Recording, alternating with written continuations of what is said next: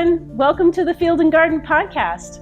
I'm Jessi with the Gardener's Workshop, and I have a very special podcast for you today where I'm interviewing Michelle Wheeler, and she's with Riverbend Blooms, and we're in Scottsville, Kentucky. Welcome, Michelle. Thank you so much for having me. Thank you. I'm so excited to have you here. It's wonderful. We're sitting actually in Michelle's beautiful Airbnb mid-century farmhouse, but I'll let her tell you a little bit more about that later on. So, Michelle, why don't you tell me a little bit about how you got started in this flower world?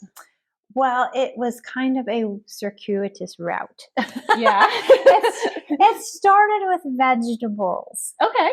So my husband and I both have ag degrees, and we lived in Bowling Green, Kentucky for 14 years with 3 kids in the middle of town.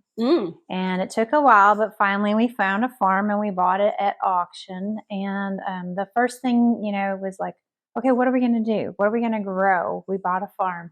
And vegetables seemed like the obvious choice. Like, I used to can and cook and make everything from scratch. And I loved that life that I had when I was a kid of vegetables and all that. So we became vegetable farmers, or I was a vegetable farmer. I wasn't a great vegetable farmer. I learned so many lessons from it, though. Yeah. So for almost 5 years, we grew vegetables. And then at the time, was your husband working off farm as well? Yes, and he continues to. Mm-hmm. This is my baby. Yeah. People are always like, so is your husband at home running the farm? And I'm like, no, that would be me. I am the farmer. You are the farmer. That's right. That's great. Well, and so we started with vegetables, and our daughter, I read Lynn Basinski's Flower Farmer book. Mm-hmm. And we let our daughter and I grow zinnias and sunflowers in the front yard one year. Oh. And that was the gateway drug. Because then we were taking zinnias and sunflowers to the farmer's market. And my daughter, Carolina, she was like 8 or 9 at the time. And she would sell out of flowers every week. And there I would sit with all these vegetables. And I have always loved flowers. My grandmother was a flower lady. People used to stop at her farm because they thought it was an arboretum because she had that many flowers. Wow. Yes. And so I have always loved flowers. And I went to my husband after a while and said, I'm really sorry. I know that we've invested a lot of money in vegetables. We already had the plastic mulch layer. We were doing all this stuff. And I said, I don't love this, and I would like to try something else. And I think I would like to see if we could go and sell flowers. Mm-hmm. And in our area at that point, there really was not anybody doing that. Oh. And so that's how we got started. Yeah. And about when do you think that was? Well, so that was in, okay, let me think back. That was probably 2017. Mm-hmm. When I got brave and was like, I hate this. Good for you, by the way. And I took an online course, and that kind of got my toes wet in flowers. Mm-hmm. And someone in that course, actually, Kara Jameson, is who was like, because I kept asking all these questions about like production things. So, I mean, I already have a mini mulch layer. I already have 100+ acres. I already know how to grow things. How do I do this? How do I do that? And Kara was like, you need to look up Lisa Mason Ziegler. You need to look up the Gardener's Workshop.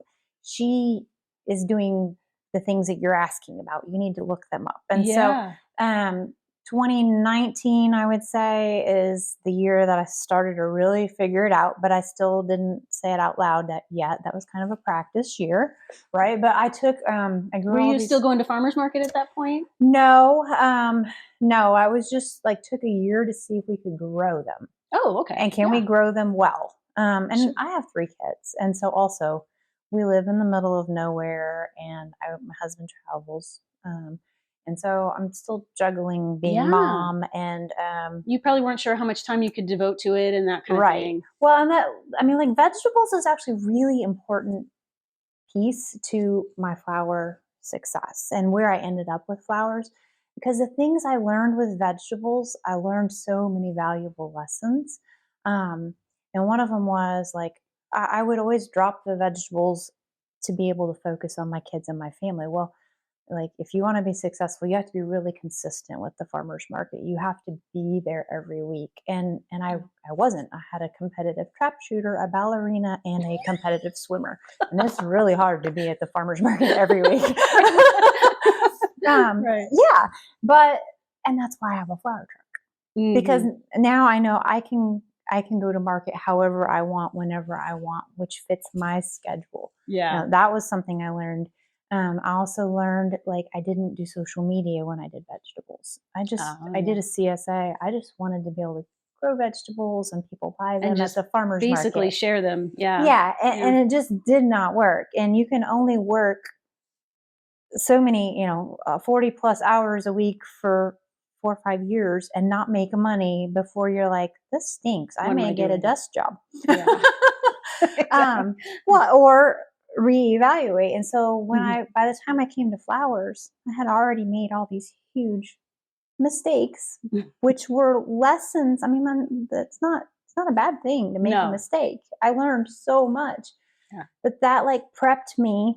So then in 2019, I planted big because I was like, okay, I did a couple events in 2019, like at the end of the year, and they went really well. Like, I sold every stem when I would do little pop-ups and thing. And I was like, okay, this is going to go.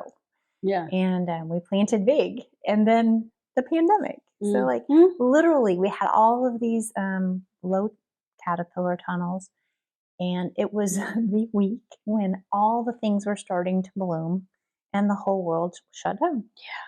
Yeah. And I had all the kids home. So we made the website where we could do, they could order online, and we were basically ding dong ditching people. And I had kids to drive, and it was fabulous. Yeah. I was like, this is amazing. Was it popular instantly? Like, oh yes. Yeah. We sold lots. I mean, like tens of thousands of dollars online in a few months during COVID. So that was easy.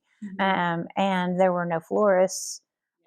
So everything was direct to consumer at that point, and we sold a lot. And were you mostly delivering like in this county, or? Within probably a 30 to 40 mile radius of here. So so now I know that the demand is there. Yeah. Yeah, because we were going and driving. That was a really steep learning curve to figure out, routes and all of that. Yeah. Gosh, you don't even think about all the different steps that go into setting up a business like that. All the logistics that so many people were just thrown into it. Oh my gosh. We were. Yeah. But we thrived. And like for our family, we're very isolated here. And in COVID, we enjoyed it, because we were all home, and it was kind of nice to not have all the other external goings on of a family, a busy, active family during that time. And so it was really a sweet time for us. And it was a really great way for my flower business to get launched. Yeah. So then as we started coming out of the restrictions from the pandemic and stuff, how did you start to evolve at that point? Well, and so we had sold CSA. I call them flower subscriptions, because when we did vegetables, people don't understand what a CSA is, but they understand what a subscription is. So we did subscriptions, and so that gave us consistency. And as we came out of the pandemic, when the florists started opening up, actually I had florists reaching out to me during the pandemic because they needed flowers for funerals. And that kind of helped me launch into selling wholesale to florists, which I love. I'm a grower at heart, and I love growing great flowers. That is my passion. I have no desire to do design. Zero, nunca, or to do weddings. It's really important to know that about yourself, and to really think about what sort of things that are in this flower world, different types of flower businesses you could have that would really fit into your lifestyle and in with your personality and stuff like that. So it's so great that you recognized that you were not interested in that aspect. Well, and I will point out, I didn't just innately know that. I took Jenny Love's course because I was like, hey, maybe this is the way to go. I understand that you add a lot of value to your flowers when you transform them into wedding work. Yeah. And I am interested in capturing value. However, so I think it's smart. I think it's wise to always like check it out. I didn't know that right off the top, but the more I learned about weddings and the more experience I got with selling wholesale to my florists, the more I learned like this is for me. Like do one thing and do it really well, and I grow really good flowers. And so I'm passionate about that. That's awesome. And I'm sure it's reflected, in your presentation and when your interactions with your Well, florists I and hope stuff so. like that. I really value them. I value their art of transforming what we grow and making it beautiful and making it last. We do bouquets. So I do a CSA subscription, and we do bouquets, and that's as much design as I choose to do because I don't want to interfere with my florists. Yeah. It's kind of a fine line of like this is Everybody has an understanding. yeah, this is where I'm gonna stay in my box, Yeah. because I really love growing. So as we expand and grow more, that is where my focus lies. Yeah. Okay, so you said that you're still doing the floral subscriptions, Yes, and you are selling to florists. that's right. And what other venues do you have here? What other avenues do you? Okay, well, so I'm kind of like a circus. So we have 2 Airbnbs here on the farm. We have this one, yes, and then we have another one that's above the garage of our house, and we started that one during COVID. Really? Yes, launched it in 2020, and it went gangbusters. It was popular right away. Oh yes, Wow. amazing. And we met. I love doing the Airbnbs because I meet the most amazing people from all over the world. You run a flower farm, you can't really travel a lot. Maybe January, Right. but they come to me this way. So we've met really neat people, and this house looked very different. And we had long-term renters in it. And I said to my husband, I would like to redo that house, and I would like to Airbnb it as well. He's a very patient man. He's he's really great. I have a lot of ideas. That's awesome. After 27 years, yeah. So he a lot of times will be like, really? Are you sure? And then he trusts me, and then it works out. So besides the Airbnbs, we do the CSA subscriptions, we do wholesale. We have the flower truck, which is where I take it out when I want to. Your flower truck is adorable. Thank I want to you. hear a little bit more about that too. I love the flower truck, but it is for me to interact with people and have fun. Yeah. It's not supposed to be a chore, And then this year we have added what we call the flower fields. So we have an additional 85 acres here at the farm that we bought a few years ago, and it had been in a conservation reserve program. Because your property goes up against a river. That's right. Okay. Yeah, so we have several miles of river frontage, and so this program is about watershed and water quality, and it was enrolled in that for 15 years. So we bought it maybe 4 or 5 years ago. We hadn't been able to access or use that property until last fall. It came out of the CREP program, and we were trying to decide what we were going to do with it to try to generate revenue off of it, because you used to get this payment for having it in that program. So now we needed to replace the payment to make the mortgage. Sure. So my husband and my son were thinking row crops, and I was like, I have this idea. And I kind of would like to try giving people the fields of flowers that they expect and that they want when they come to a farm, particularly with the 2 Airbnbs. And so my husband, he gets total kudos for the flower field success this year, because I just gave him my idea and he ran with it. So we have 9 acres over there that we've put in half-acre blocks. Okay. And the goal is to have multiple fields in bloom for our photographer friends throughout the year. So we planted last fall, hardy cool season annuals Nice. over there in half-acre blocks. We had bachelor's buttons, crimson clover, red poppies, which was a huge hit. And we planted some other things that didn't work out so great. We might give them another try this year. We'll see. But these are planted in mass. These so are they can in be mass. like a backdrop. Yes, exactly. These are not plugs. These are half-acre patches each on 9 acres. And then we've got grass walkway strips in between them all. And so, you know, as we move through the flower season, we have different blocks in bloom. And so we can have photographers and their clients come out, and it's all self-serve. That's wonderful. Which has been amazing for me to not have to touch it. And I mean, we're still doing a lot of work over there, but it's the production part that we love. Right. So not we're the business part of handling the appointments. Yes, there's no appointments. You know, I always point people back to our website, which explains it all. It's dawn to dusk. There's an honor box. We are working on parking and signs. People have had problems with that. That, you know, I think people are just so far removed from agriculture that sometimes they can't tell what's grass and what's flowers. So that's been a problem. But we're gonna get that fixed. We're gonna make really great signs for next year.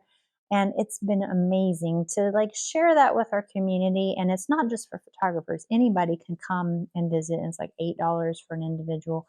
And they can walk and see the flowers and enjoy them. And so like right now we have a huge dahlia field over there in bloom, one of our dahlia fields. So that's really neat. That's been fun to add this year. And give people maybe a little taste of what it is that they think a flower farm looks like. Yes. Although I'm always still like, okay, no, this is not this is not my cut flowers. You don't get to touch my cut flowers.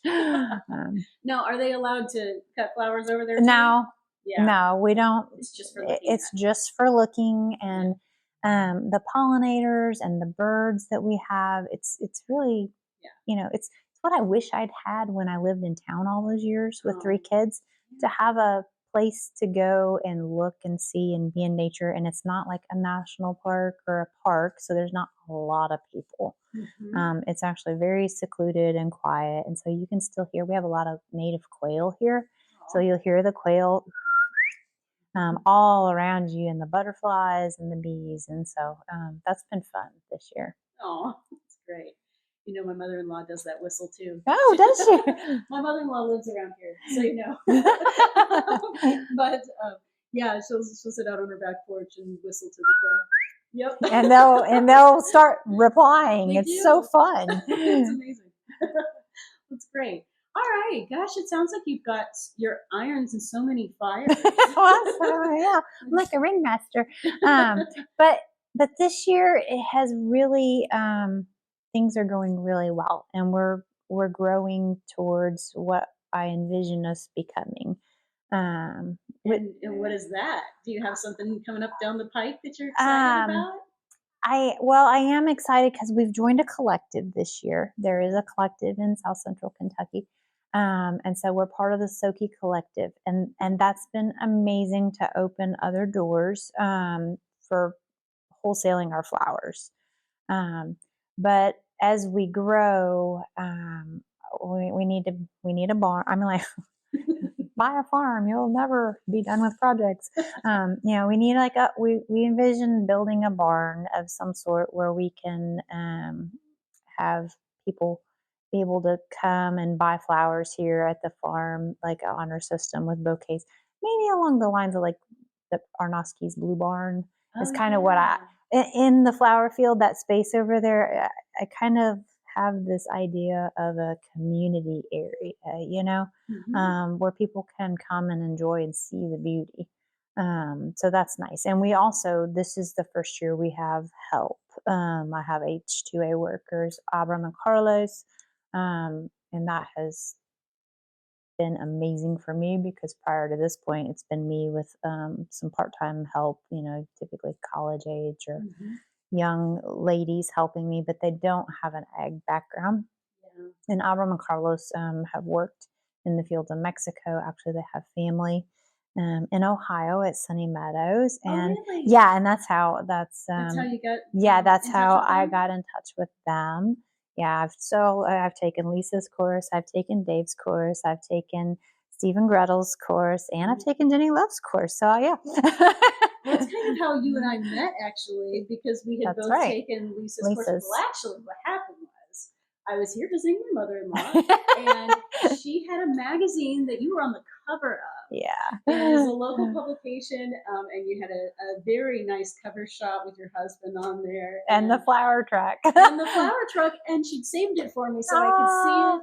And I started reading in there, and I was like, that sounds familiar. Her name sounds familiar. And I got in the Facebook group for the students and saw that you were in there. That we were in there. Yeah. And so then I came out, you were doing I think it was 2021, and you were doing like just sort of a spur of the moment type of a come visit. It was during Lizzie Anthus season. Mm-hmm. We had like so many Lizzies. Yeah. And so you were kind of helping people cut bouquets or cutting them for them and that kind of thing. And so we got to come out and see the place and see your truck, and you and I got to sort of commiserate on being students of Lisa's and stuff. and I had taken a bunch of their courses and stuff as well before I was working for the Gardener's Workshop. And I think that it's interesting that all of the courses, they cover different things, and you don't always think you're going to need everything that you sign up for, but I always end up learning something that I wasn't expecting. In each one. They and the fact that I can look them up on my phone. So actually, I will say, like Lisa's course, I was driving. We're like 18 miles from Bowling Green, but it takes us a half hour to get anywhere. Yeah. And I used to have to drive my youngest daughter both ways to school because we're out of district when we moved out here, and I was committed to keeping her in the school district that she had been in. Mm-hmm. So twice a day, I'm making an hour one-way trip. Or round trip back and forth to town. And so I just would listen to Lisa's course and then Dave's course when I was driving. And I would have to, go back later if there was something I want to watch and watch. But I listened to the bulk of my coursework. Mm-hmm. And I did on my first one too. And there's no... I love having that with me. I mean, sometimes now, even when I'm taking a long trip, all three kids are two are one's in college, one's in med school, and the other one's out now. And so if I'm going to visit somebody, I still will pop one of those on and refresh and listen, and it's always relevant. I've listened to Dave so many times. It never gets old. Yeah. I mean, and there'll be things you won't even pay much attention to the first time, and then when you listen to it again, it's like, oh, okay, Yes.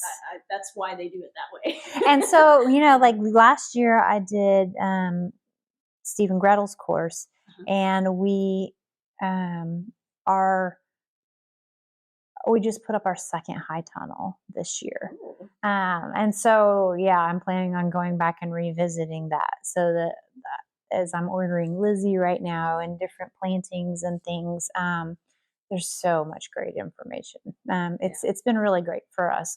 And I love the fact that you don't have to travel to access it, I didn't have to go somewhere, that it's always at my fingertips and on call when I need it. So it's been amazing, and I'm grateful for it. It's great to hear that you're still occasionally accessing it too. I mean, because they really had set those up to try and make them a reference tool for people that they could continue to use throughout their farming careers, And so it's nice to hear that you're I do. To use it that way. I do a lot. Yeah.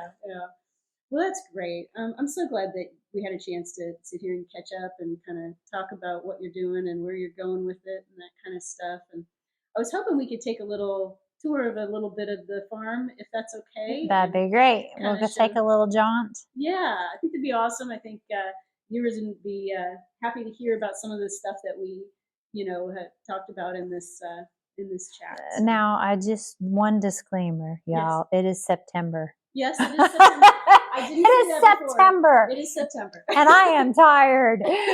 And there are weeds, but I am life. Nothing if not honest. Yeah, so that is life, And I think people appreciate the realness. They're not the only ones that have weeds.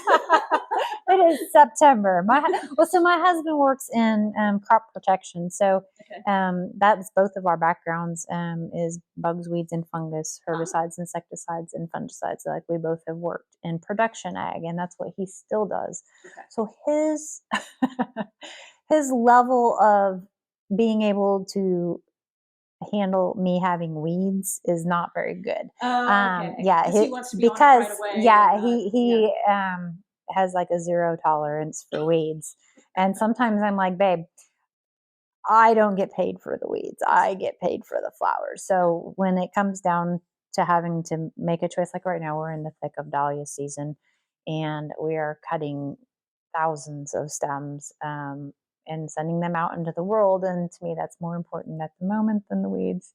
But he would not agree with that. So we'll go see, but just give me a little grace. It's September. Absolutely. All right, thanks. Let's head out there. All right. Did you know that the Gardener's Workshop offers seed starting supplies? On our site, you'll only find the equipment that we love and use ourselves. It's all Flower Farmer approved. So visit our online store today at thegardenersworkshop.com. The Gardener's Workshop, turning all thumbs green.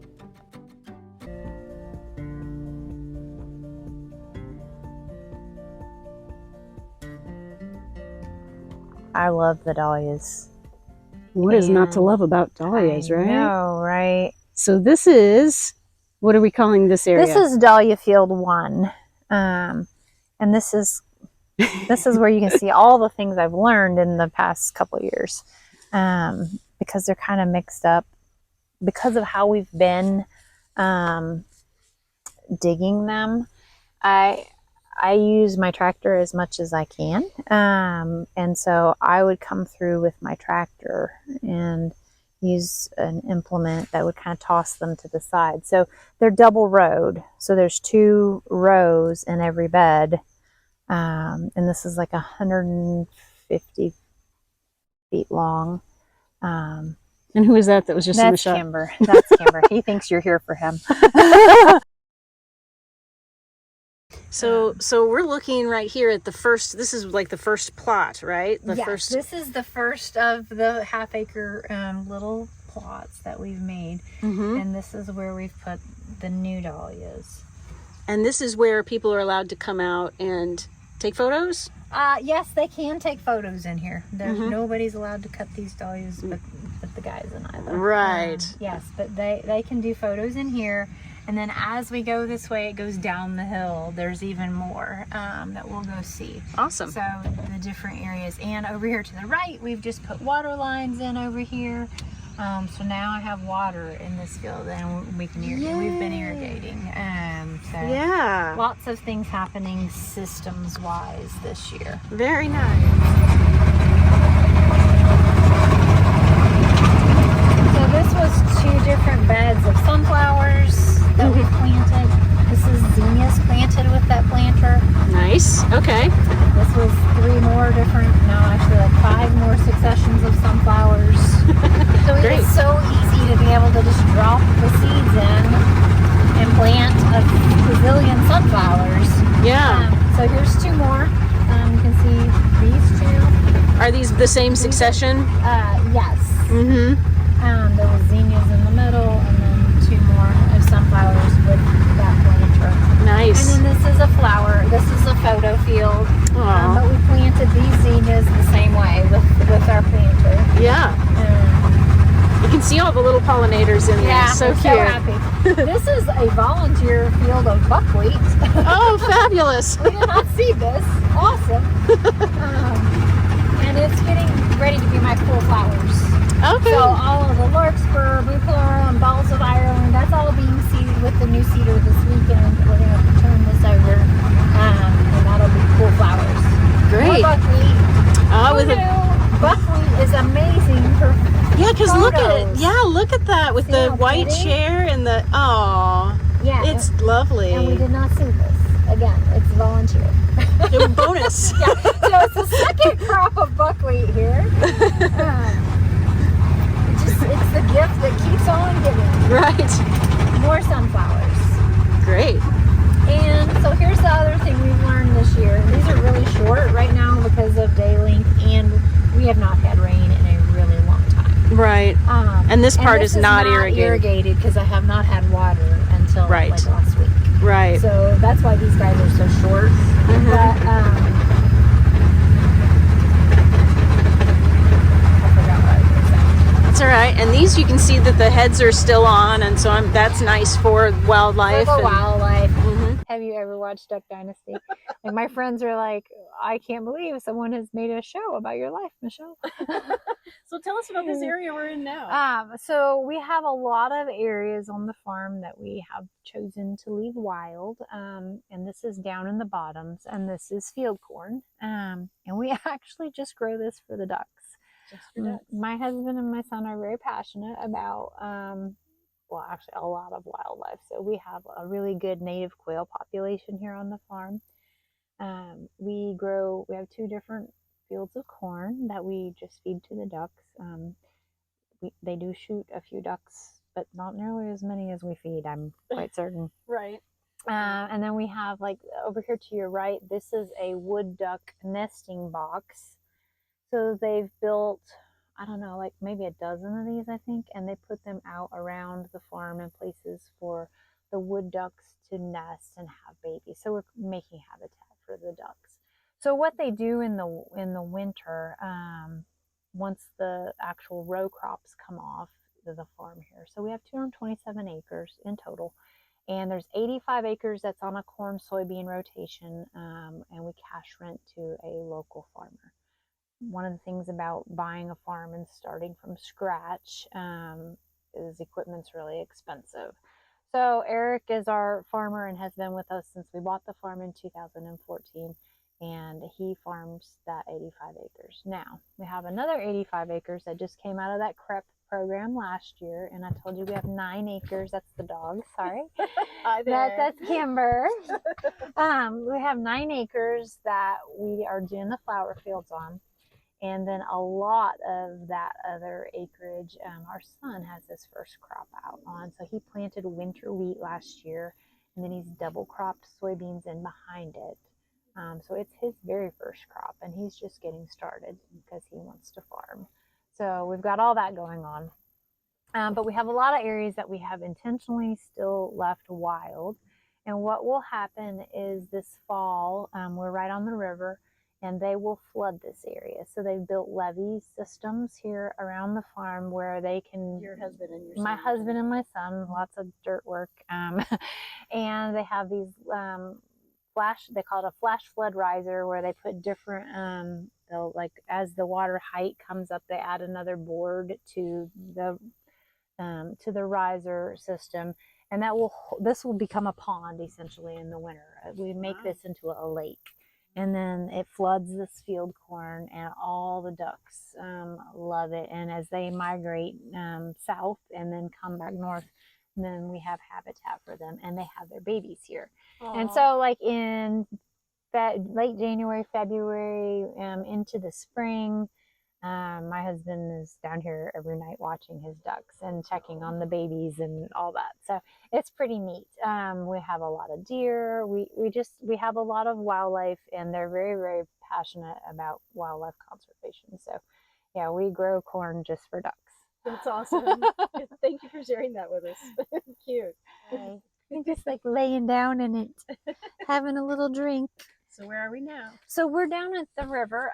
We have several miles of river frontage, and this is the Barren River. It's Bowling Green's water source, okay, as well as Scottsville, Kentucky. We're actually on city water here at the farm. We chose to do that because when we were growing vegetables, it's easier to be on city water because you have to test and you have to check things with your well anyway. Mm-hmm. So I'm really passionate about water quality.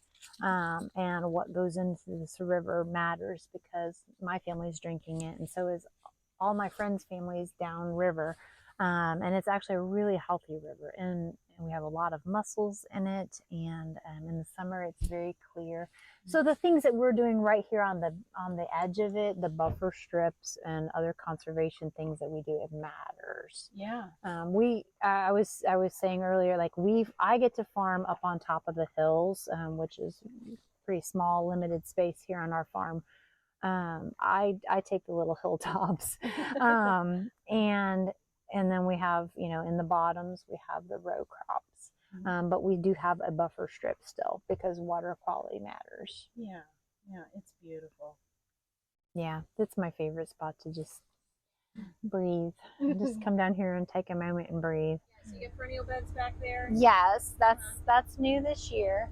And then all of this was annuals except for the hoop house to the right. Here, I'll pull up here and we'll just park and walk. Okay.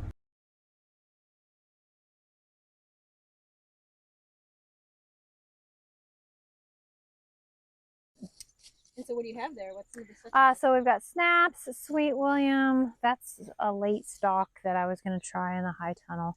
Rudbeckias, Feverfew, more Snap, lots of Snaps, more Sweet William. I love Snaps and Sweet William. Yeah. In the spring. Yeah. Assisted living in the nursing home. Aww. So for the residents to be able to make their own bouquets at. So that's today. We cut all this fresh to be able to take. Beautiful. They're going to be so thrilled. Oh, and the glads. You can't see them back here behind the mahogany splendor. But yeah, I think they're going to be excited about the glads. Yeah. Oh, that's so sweet. On the way to town. So it's a 1947 Chevy. Everything's original. One of the bad things about it is not a lot of people can drive it. It's an unsynchronized. So I just can't throw anybody in it. Yeah. Like literally my husband and I are the only ones who can drive it right now. And so that's not great. But the bed of the truck that we had custom made has air conditioning, so you can see the AC unit. It's like what they would use on an RV. And then when we're going to town, I have a generator to run it.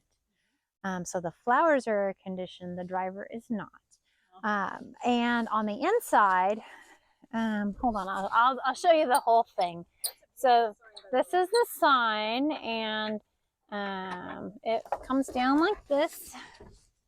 And this pops up, and this goes like that, and ta-da! I'm in business. So there's my truck, and then this pops out, and my flowers. The only hitch to it is my flowers are up on top of it. I have to move the buckets down, flip it out, put the buckets back. But it's a small price to pay to have a little mobile shop on wheels. So it also has solar panels on the top to run the lights and my point of sale system. You have lights underneath. So yeah, there's. So this is. Do you only use those during night markets? Or yeah. So yeah, I use it at night if I'm taking it out. And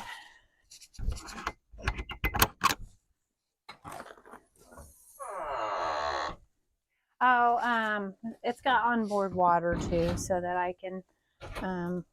It's got a pump, and this table slides out. It actually goes way further, but my son's hay help. His park's right in front of it. So you have basically a tabletop that yeah, so it slides all like much further out. And that's right, and that's where we check them out and do their bouquets. So we do it as a build your own bouquet bar. Okay. Always, because that's how we get the highest return on our flowers.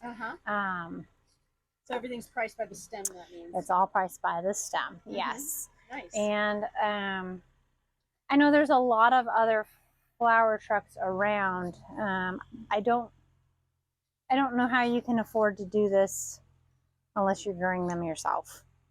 The flowers, yes. Yeah. In my opinion, because the waste, what we take out on the truck is not suitable. I don't want to sell it to somebody after it's been on the truck. Yeah. So I gift it to, you know, in Bowling Green, there's a it's called Brass, Barren River Area Safe Space, which is for women who have had to leave their homes because of domestic violence. So it's a joy for me to be able to drop flowers by to them when I can. We're baling hay. Sorry about that. That's all right. Never a dull moment here. It is. That's what on my Airbnb listings. It always says this is a working farm. All right, so that's it. Thank you so much, Michelle, for letting me come and visit your farm and chat you up. And It's been fun. and it's a beautiful place. So thanks for sharing, Thanks, and thanks Jessi. you guys for being here. Have a good one. Bye. Bye.